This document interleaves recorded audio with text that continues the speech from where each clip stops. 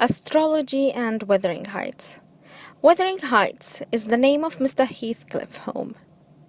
He was raised in an orphan's house until he was brought to Mr. Earnshaw's house. There, he met Catherine, the beautiful young lady, who was supposed to be his sister, but he fell in love with her. Cathy used to spend all of her time with the filthy little Heathcliff.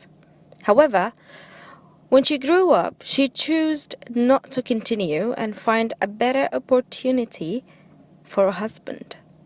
Well, love is blind, but I guess not by Cathy's eyes. She got married to Mr. Linton, ignoring Heathcliff's love. Why? Because he was a lower class, filthy and irresponsible to be a husband. We will start with the character of Heathcliff, who happens to be a Scorpio. Now, Scorpios are dark, mysterious, and there's usually something attractive about them, so yeah, they're basically Byronic. Typical Scorpios.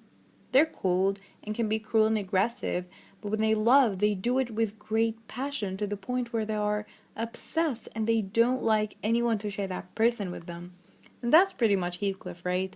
His love for Cathy was not like any other love. He hated the idea of Cathy being Edgar's wife and not his. His obsession took him way too far to Cathy's own grave. They have trust issues and do not trust easily, and they're revenge seekers, basically not the right people to mess with.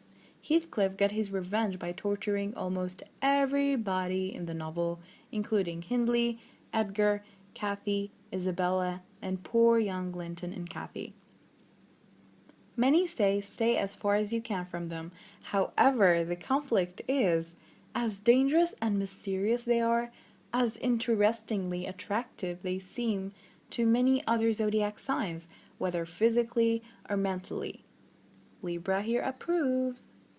Some theories suggest that they are violent, and all I'm going to suggest to you is no wonder. They are considered to be the darkest zodiac sign, and I think that was very clear from the very beginning of the novel. You know, Emily Bronte could have created a less complicated character, a Capricorn for example, a Taurus, perhaps a Pisces, but that wouldn't really make her a Leo, would it? Moving on to our next character, Cathy, who is of course an Aries. Now, if I were to describe the character of an Aries using one word, I would say wild instead of crazy. Yes, very wild indeed. They're ambitious, confident, impatient. They're kind-hearted, yet sometimes selfish. You know, Cathy was kind enough to love Heathcliff and accept him, but it wasn't too long before she left him alone. They are short-tempered and will lose their temper over absolutely ridiculous things. And they're energetic, just full of energy. They would run around the moors of Wuthering Heights tirelessly, while Nellie's back there saying, "Come on, darling, that's enough, we need to go back." But they never get enough, do they? They're sociable and like to get involved, and they are very, very, very reckless and will usually say and do things impulsively without thinking of the consequences. Dear old Cathy proved to us what an Aries she is. For even though she loved Heathcliff, she married Edgar, saying that marrying Heathcliff would degrade her, not knowing that Heathcliff himself was listening to her, and this reckless act of hers produces the greatest conflict of the whole story and awakens the enraged monster inside of Heathcliff.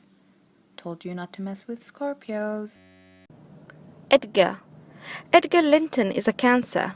This type of a person would be unpredictable, moody, and insecure. They're sensitive but strong, smart, mysterious, and never take rejections. Mostly they are loyal, but sometimes they really get upset and tend to follow their emotional created actions. Forgiveness? No way. We can relate this to Edgar's character in Wuthering Heights, who was polite, handsome, and loved Cathy so much. He was mysterious. No one ever knows what goes in his mind. Of course, he was a higher class, well-dressed young man and that what made Kathy fall for him.